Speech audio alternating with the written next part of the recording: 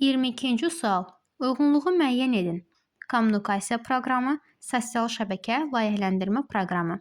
Kommunikasiya proqramına Microsoft Teams, sosial şəbəkəyə YouTube, layihələndirmə proqramına isə SketchUp proqramı aiddir. SketchUp proqramı 3D fiqurlar yaratmaq üçün nəzərdə tutulub. 23.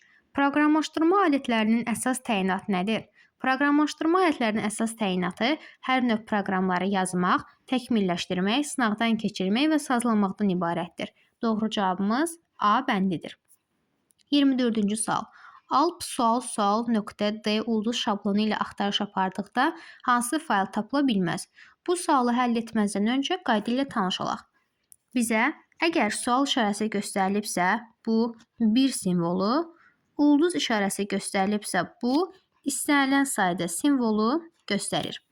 İndi isə variantlarla tanış olduqda görürük ki, hansı fayl tapıla bilməz soruşulur. Cavabımız B bəndidir. Çünki 2 sual işarəsi verilib, lakin Alp sözündən sonra 4 rəqəm göstərilib. 25-ci sual. Hansı anlayış disklə bağlı deyil? Sektor, cığır, klaster formatlama disklə bağlıdır, qövs isə disklə yox, qrafla bağlıdır. 26-cı sual.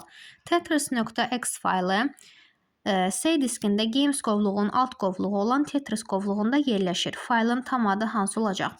İlk növbədə biz C diski ilə başlamalıyıq. Daha sonra Games qovluğu, ona görə C, D, Y variantlarını çıxırıq. Daha sonra Tetris qovluğu, B bəndini çıxırıq. Doğru cavabımız A bəndidir. 27-ci sual. Bunlardan hansı mətnin redaksiyasına aid deyil?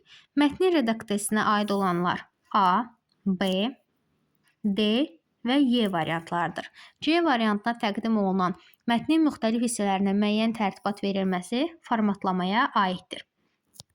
28-ci sual. Kursordan soldakı sözü uzaqlaşdırmaq üçün hansı klaviş və ya klavişləri basmaq lazımdır?